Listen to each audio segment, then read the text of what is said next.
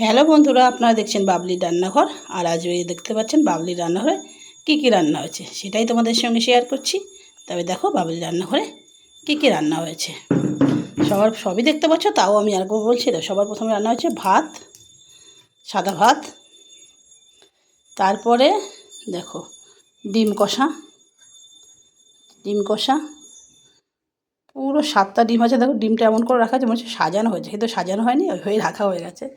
এদিকে আছে অল্প একটু ডাল, একদমই কম। তারপরে আছে কি বলতো, এটা শসার স্যালাড। আর ডালের সঙ্গে একটু ভাজাভুজি তো লাগেই, তাই জন্য হচ্ছে একটু পাঁপড় ভাজা।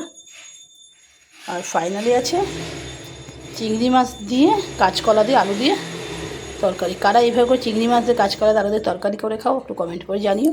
এটা খেতে খুবই সুস্বাদু হয়। এবং এই যে চিংড়ি মাছটাতে রান্না করেছি, এটা কিন্তু পুরো জ্যান্ত চিংড়ি মাছ ছিল, ওই জন্য খাবারটা খুবই টেস্টি। সেটা আমি আগের দিনও রান্না করেছি, এই জন্য আজকে আবার করলাম।